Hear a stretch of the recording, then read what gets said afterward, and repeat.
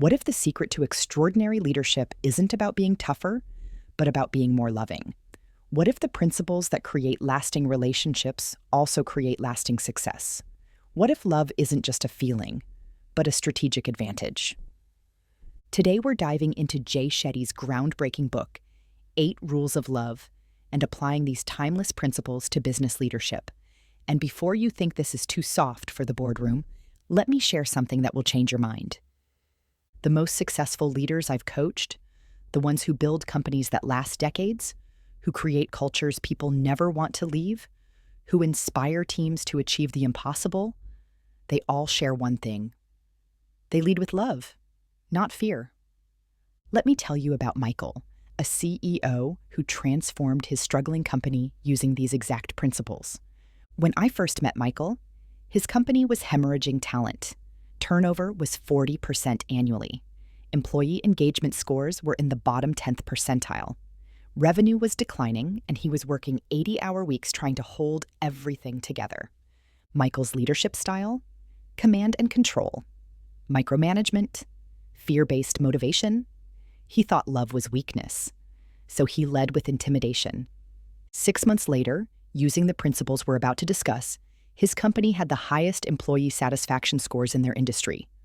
Turnover dropped to 8%. Revenue increased 35%.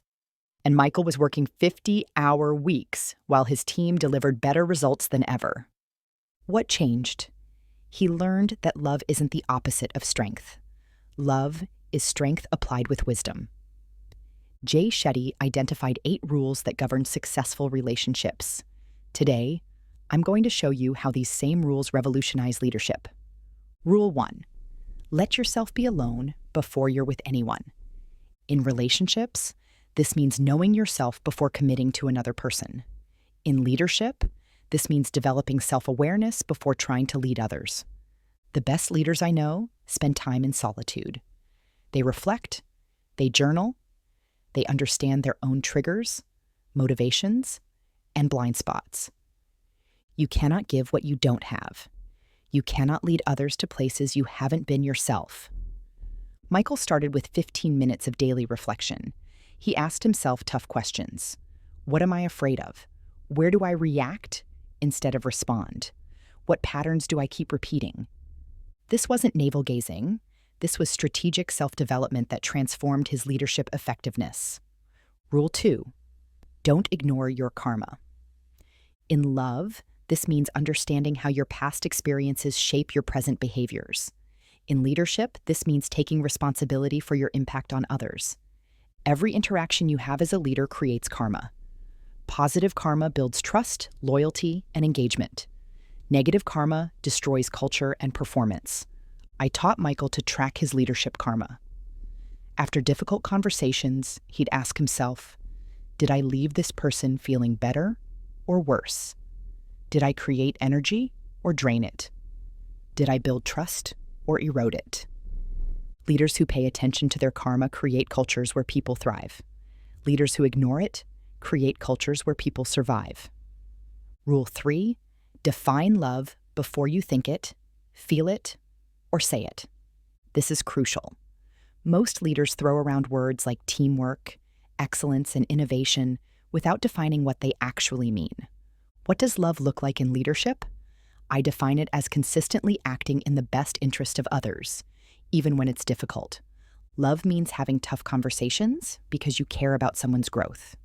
Love means setting clear expectations because you want people to succeed. Love means making hard decisions because you're committed to the organization's health. Michael redefined his entire leadership approach around this principle. Instead of avoiding difficult conversations, he started having them with love. Instead of accepting mediocre performance, he began coaching with compassion. Rule 4, your partner is your guru. In relationships, this means seeing your partner as a teacher who helps you grow. In leadership, this means viewing every team member as someone who can make you better. The ego-driven leader thinks they're the smartest person in the room. The love-driven leader knows they're there to learn from everyone in the room. Michael started asking his team questions he'd never asked before. What could I do differently? Where are my blind spots? How can I better support you? The insights he gained transformed not just his leadership, but his entire business strategy. Rule 5. Purpose comes first. Successful relationships require shared purpose. Successful organizations require the same thing. Love-driven leaders don't just communicate what needs to be done. They connect every task to a higher purpose. They help people understand not just the what and the how, but the why. Michael spent months working with his team to clarify their organizational purpose, not just their mission statement, but their deeper reason for existing. Once everyone understood the why, the what became effortless. Rule 6. Win or lose together. In relationships, this means you're a team, not competitors. In leadership, this means creating collective accountability and shared success. Fear-based leaders create competition within their teams. Love-based leaders create collaboration. Michael stopped individual performance rankings and started team-based goals. He stopped celebrating individual achievements and started celebrating collective wins. The result? Instead of people protecting their own interests, they started protecting each other's success. Rule 7. You don't break in a breakup. This might seem irrelevant to business, but it's actually crucial. This rule is about resilience, about maintaining your core identity even when external circumstances change. In leadership, this means staying true to your values even when facing difficult decisions, even when the market shifts, even when competitors attack, even when team members leave. Michael faced his biggest test when his largest client canceled their contract. Old Michael would have panicked, blamed his team, and made fear-based decisions. New Michael stayed true to his love-based leadership. He was transparent with his team, asked for their input, and made decisions based on long-term values rather than short-term fear. They not only survived, they came out stronger. Rule 8. Love again and again.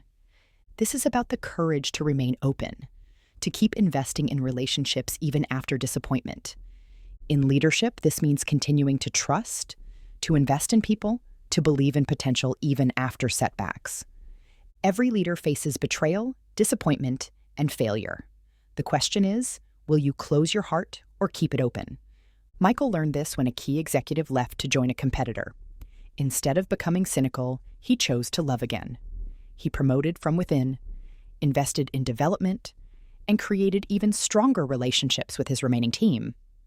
So how do you apply these rules starting today? First, commit to daily self-reflection. Spend 15 minutes each morning asking yourself, how do I want to show up as a leader today? Second, define what love looks like in your leadership context. Write it down, make it specific, make it actionable. Third, start asking your team how you can better serve them. Become curious about their experience of your leadership. Fourth, connect every task to purpose. Help people understand not just what they're doing, but why it matters. Here's what I've learned after coaching hundreds of leaders. The most effective leadership isn't about being the smartest, the toughest, or the most charismatic. It's about creating an environment where people feel valued, understood, and inspired to give their best. Love isn't weakness. Love is the ultimate strength. It's the courage to care deeply about others' success, even when it's difficult. Jay Shetty showed us that love is a practice, not just a feeling. The same is true for leadership. Your challenge this week is to pick one rule and apply it intentionally. Practice leading with love, not fear. Watch how your team responds. Watch how your culture shifts. Watch how your results improve. That's today's episode of Deliberate Leaders. Love isn't just the answer in relationships. It's the answer in leadership. Until next time, keep leading with intention and love.